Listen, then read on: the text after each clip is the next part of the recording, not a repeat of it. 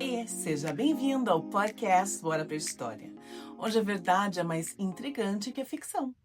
Eu sou a Gabi e já aproveita para seguir o podcast, curtir e compartilhar com aquele seu amigo ou amiga que ama histórias reais, tão bizarras que parecem saídas de um filme. Hoje a história é sobre um homem que poderia ter sido lembrado como um dos maiores gênios do século XX, mas que escolheu viver no isolamento e usar sua mente brilhante para espalhar terror pelo correio. Esses dias eu assisti o documentário e o filme sobre o Unabomber. Gente, eu fiquei completamente chocada. Sabe quando você se pergunta como é que uma pessoa pode ser tão inteligente e ao mesmo tempo tão fria e tão incapaz de lidar com o outro? É aquele típico caso de alguém com um QI altíssimo e absolutamente nenhum tato social, nenhuma empatia, nenhuma people skill. E no caso dele, essa combinação gerou destruição. Essa é a história de Ted Kaczynski, o homem que o FBI batizou de Unabomber, e que por quase 20 anos foi o terror de cientistas, acadêmicos, executivos e agências postais dos Estados Unidos. Ted nasceu em 1942, em Chicago. Desde cedo, a sua inteligência se destacou. Aos 9 anos, já resolvia problemas matemáticos avançados. Pulou 2 séries e foi considerado superdotado. Com apenas 16 anos, foi aceito em Harvard.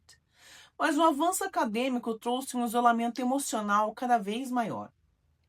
Ele não se conectava com os colegas, era solitário, fechado, e a família dizia que ele parecia viver em um mundo paralelo. Por que será, né, gente? Se coloca uma criança com um monte de adolescente, não tem nem como, né? Na universidade, ele participou de um experimento conduzido pelo psicólogo Henry Murray, um estudo polêmico que submetia os alunos à intimidação psicológica, humilhação e confrontos intensos, tudo filmado sem o consentimento pleno dos participantes. Alguns estudiosos acreditam que esse experimento, que durou anos, ajudou a moldar a mente paranoica e revoltada de Kaczynski. Até porque, né, faz um tanto quanto sentido dele ter se sentido revoltado, porque é no experimento tecnológico, né?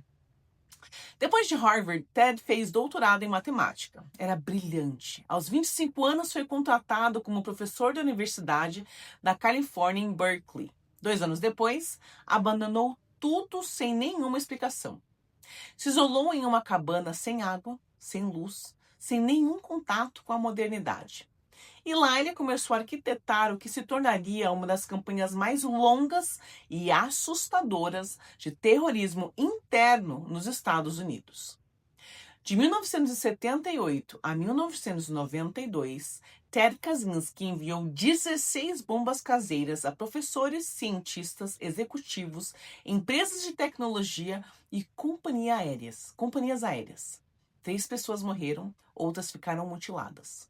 As bombas eram complexas, feitas à mão com materiais improvisados, e sempre deixavam uma assinatura enigmática, que confundia os investigadores.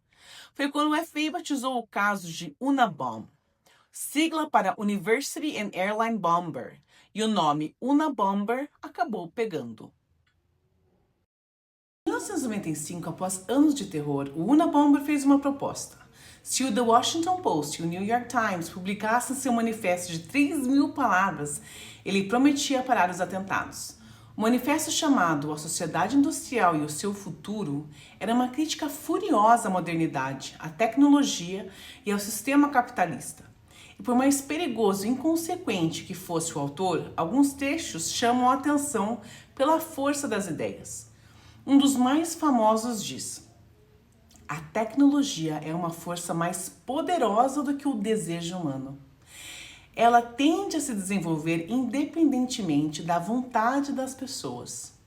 E ele complementa. A Revolução Industrial e suas consequências foram um desastre para a raça humana. Olha o peso disso. Ele via a tecnologia como uma entidade viva, incontrolável.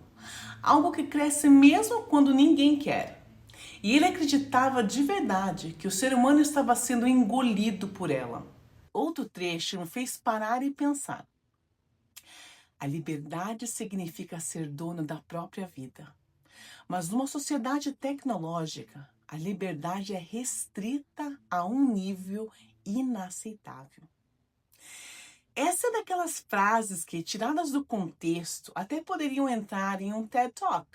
Ele acreditava que a gente estava sendo escravizado por sistemas invisíveis, redes, eletricidade, transportes, computadores e mais. Em vez de tentar controlar o comportamento humano para que ele se encaixe nas necessidades da sociedade tecnológica, deveríamos reestruturar a sociedade para se adaptar às necessidades do ser humano. Se ele tivesse escrito isso, sem explodir ninguém, talvez tivesse sido citado em debates filosóficos. Mas o que ele escolheu foi terror, não diálogo. E talvez o trecho mais perturbador e irônico tenha sido o seguinte: as pessoas hoje vivem vidas artificiais e alienadas, ocupadas com distrações inúteis que elas acreditam ser importantes. Isso foi nos anos 90, hein? Imagina o que ele diria hoje, com trocentas redes sociais, inteligência artificial e todo mundo viciado em notificações importantes. Mas, de novo, isso não justifica de maneira alguma matar alguém. A publicação do manifesto foi o que selou o destino de Ted. O irmão dele, David Kaczynski, reconheceu o estilo da escrita, as ideias, os termos, tudo batia com as cartas antigas de Ted. Com dor no coração, David procurou o FBI e em 1996 eles invadiram a cabana de Ted. Lá encontraram uma bomba pronta, mais de 4 mil páginas de anotações e todos os rascunhos do manifesto. Não havia mais dúvidas. Em 98, Ted se declarou culpado para evitar a pena de morte. Foi condenado à prisão perpétua sem direito à liberdade condicional e ficou detido na prisão ADX Florence, no Colorado, considerada a mais segura dos Estados Unidos. Em junho de 2023, Ted Kaczynski foi encontrado morto na cela. Aos 81 anos, ele teria se suicidado. A história de Ted Kaczynski me deixou com um sentimento agridoce. De um lado, um homem com uma inteligência fora do comum. Do outro, alguém incapaz de amar, de se conectar, de viver em sociedade. Ele é o exemplo vivo de que inteligência sem empatia é só uma arma perigosa.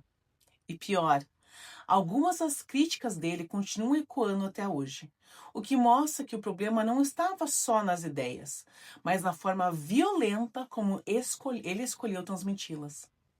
O Unabomber é um daqueles casos em que o monstro não estava escondido nas sombras.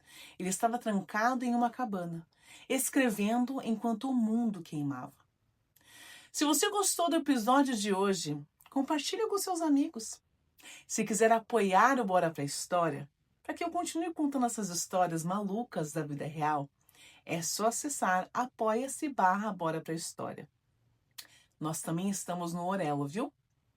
Obrigada por ouvir até aqui e até a próxima, porque aqui a verdade é mais intrigante do que a ficção. Beijos e até mais. Tchau, tchau!